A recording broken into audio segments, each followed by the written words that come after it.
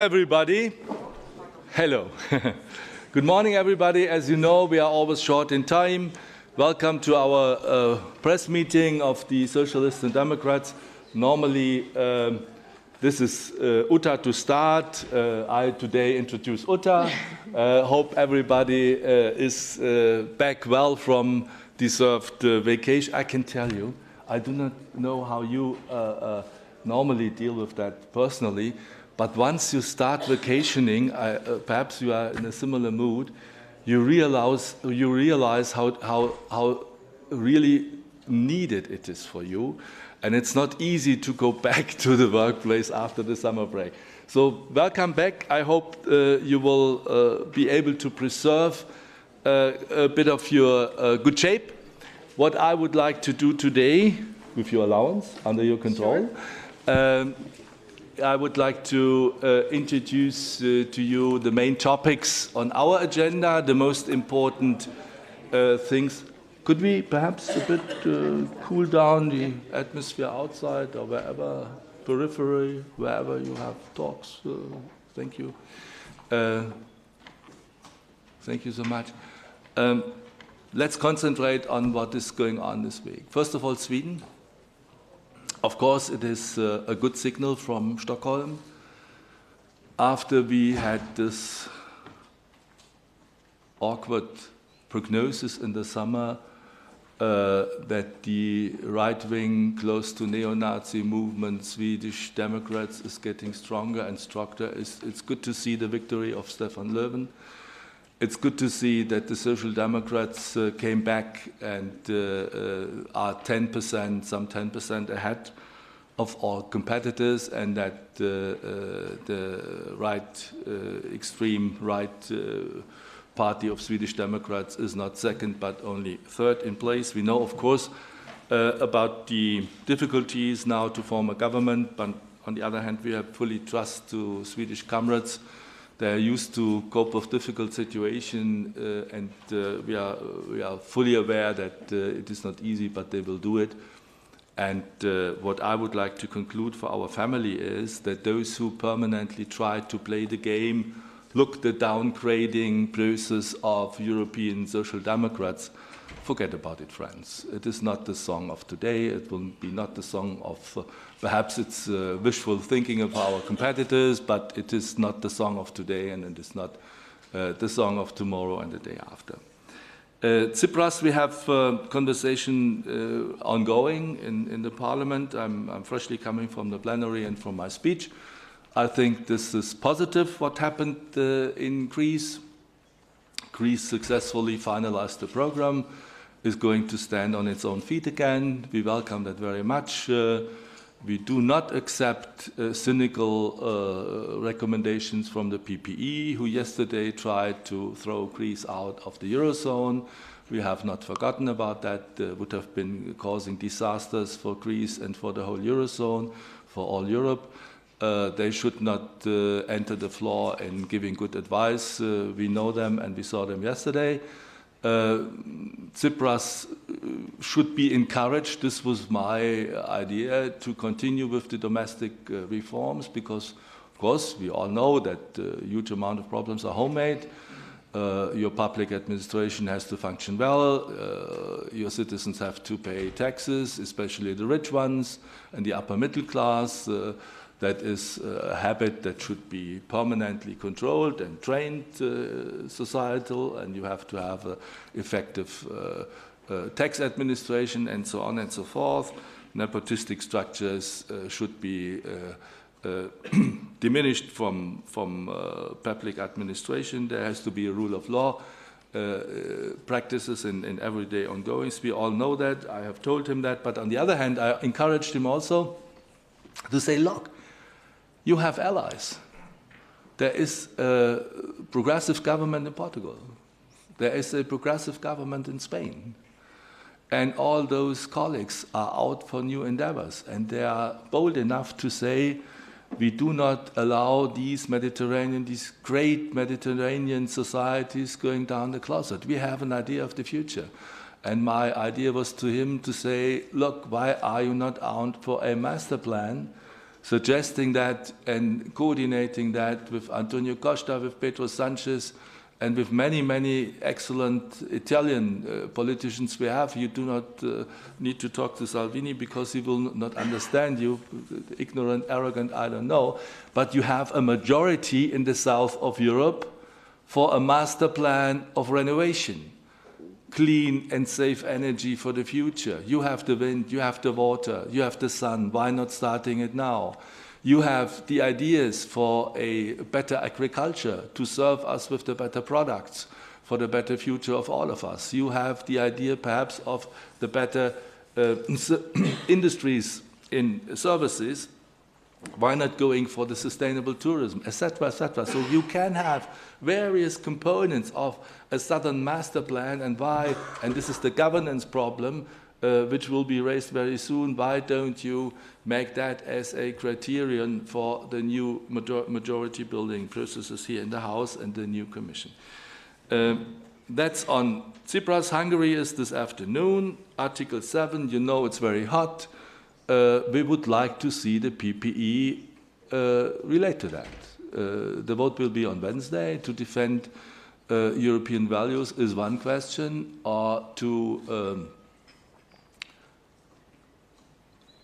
be best friends with Mr. Orban and never criticize him and never demand anything is the other alternative. We will see what is going on, but we will assess the situation afterwards and very much hope to have a blunt exchange with Orban, as well as a good vote on the Article 7 report. I have to say I regret that the Austrian presidency does not have the style to show up in the House when Orban is going to speak. We had information that Kurz indicated he would come, or that he has a high representative. If nobody from the presidency show up, that is a shame, and we will come back to that. State of the Union is, of course, the dominant discourse of the week. We will look forward to listening to Juncker. We are keen to getting his balance sheet and his recommendations, and we will insist on clear reactions to the crisis of the European Union today. Business as usual is not the answer to what we see in Brexit, in Eastern Europe, in migration, and in the right-wing populism that is rising nearly everywhere. So that are the major topics, Uta, if you allow, of today, and then I'm looking forward to your questions and comments.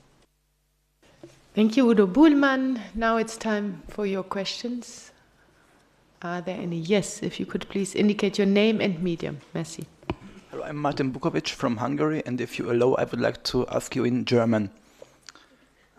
Ja, also ich möchte über das Sanktionsverfahren gegen Ungarn. I would like to ask a question about the Article 7 procedure against Hungary. I'm afraid the speaker's lost his microphone. Mike, please, otherwise they can't translate. Merci. Also ist es vorgeschrieben, wie Now, have you told the S&D members the line to take? How are you and the German delegation going to vote? I'm afraid the microphone's been lost again. Das Mikrofon, wenn das nicht funktioniert. Maybe you could take another mic if yours wasn't working. And do you know how the Slovakian Smer and the Romanian PSD members are going to vote? Ich bleibe auch dann. Well, I'll respond in German if I may. It's not a national issue as far as we're concerned, the decision for or against the procedure. If we have concerns about European reactions, when it comes to infringements of civil rights, we're protecting a nation's interests, we're protecting the interests of citizens in claiming their European rights. So please don't misunderstand me. This isn't directed against Hungary or the Hungarians. The aim is to protect them. And I expect that there will be a unanimous vote, unanimous support of my group as a whole. We don't need to force people to vote a particular way. We all stand for European values. Any other questions from your side? Yes, please. Oui, bonjour, Marine Laucher from France Presse. I will speak in French. Oui, merci.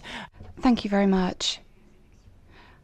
On the subject of the European elections, as far as your group is concerned, are you planning to stand yourself? And what do you think about Guy Verhofstadt's announcement that he's going to ally with Emmanuel Macron for the elections? And do you think there'll be good competitors in the elections? On me personally, that is very easy. I could tell you that we have an organized procedure on European level, organized by our Social Democratic Party. Nominations are going to start on the 1st of October. Until the end of October, we will have finalized the call for interest and we come to the decisions. Me personally, I have already the best job in the world. I'm very happy to be the president of the Socialists and Democrats. I have fun each morning when I get up to meet you and others. So why should I change? So I'm very happy here doing what I'm doing. On Verhofstadt, I'm a bit confused because I saw his move in the press indicating that he will come together with En Marche. Then I saw En Marche telling that this is not true and that they do not think about. So perhaps it's a typical liberal reaction. They have as much opinions as liberals in their groups, but we are still waiting what the outcome of the deliberations are going to be. On my position on Macron, I was already very outspoken and clear when he came to the plenary. I said, look, Mr. Macron, we are happy to see you here representing the French Republic and not Madame Le Pen. Welcome to the parliament. Secondly, whether you are an ally or a competitor is going to be found out. It's very easy if you are with us together renovating towards a social Europe, a sustainable Europe. You are an ally. If you do not care about labor, if you do not care about ordinary citizens, if you only care about capital markets, you are not an ally, and we will have a strong fight. So this is an easy one as well. And I'm not the one to decide on behalf of the liberal group how to reorganize their mindset, but I'm looking forward to get some reaction. Merci. Il y avait une autre question. Thank you. And there was another question there. Mr. Bormann, you said about having allies in the Mediterranean for Mr. Tsipras. Dimitris Papadimoulis said this week, I believe, that in order to protect EU democracy and values from the rise of right-wing extremists, we need a broad coalition from Mr. Tsipras to Macron. Is that something that you agree with or not? Thank you. Mr. Papadimoulis is a respected member of this House, and he is, of course, a pro-European Democrat. So I value his assessments a lot. I have conversations with him regularly. And of course, all Europeans have to defend the European values when it comes to the campaign and when it comes to the formation of a new system of government and governance afterwards. What does it mean in practice? This is the question. Do you have a united, pragmatically now in the campaign, do you have a united stance of the pro-Europeans from the pro-European PPE stretching to the pro-European GUE, perhaps not stretching until Mélenchon because he is a backward-looking nationalist, and we are all doing the same and all rallying against the radical fascists and neo-right-wing populists. No, this is wrong. This is wrong. Because look at Sweden. and all the other places, who is going to vote for the radical right? Very often you see people at the periphery, regionally, socially. You see middle-class people being disappointed about the prospects of their future. Families worrying about their pensions and the future of their children and grandchildren. Look at Sweden, you will detect, if you analyze the results of the Swedish election, you will detect perhaps the typical Rust Belt phenomenon, which you already had seen in the US, but also in some European elections. Should we Social Democrats should go to ordinary people, accuse them, and say, look, you are fascists because you are voting towards the wrong direction. We don't care about your worries. And we are, together with the liberal market economy defenders of the Paris Bourse and all the others defending Europe, whereas you are the fascists. No. No. We have to take seriously what the people think. We have to listen, we have to worry with them, and we have to analyze also the shortcomings of the European Union and its policies. Why is it that so many people who are normal people in their societies, contributing to the economy, contributing to the added value of their societies, being good neighbors, helping others, paying attention to their children and the schools, etc. Why are they so frustrated and disappointed about the impact of the European Union? Let's go back and analyze 10 years Barroso, PPE governance. Juncker is a great guy and a pro-European, but business as usual is not enough. We need radical change. If we would like to serve the interests of ordinary people, Europe needs radical change in the policy orientation. How can I argue together with a radical neoliberal pro-European the same agenda if I say to serve the interests of those who feel forgotten and neglected, we need radical change? No, my issue is a different one. Yes, we have to be pro-Europeans. Yes, we have to collaborate after the election as always, but we have to compete, to explain to ordinary people what the agenda is about and to empower them. They have to have a choice. They should feel important in this game, not neglected. This is the policy of my party group, and this is my idea. Final question from any? Okay, one more, and then I think we have to close. Erik Bonse, Taz, die Tageszeitung from Berlin. One question on the European elections and the Spitzenkandidat Weber.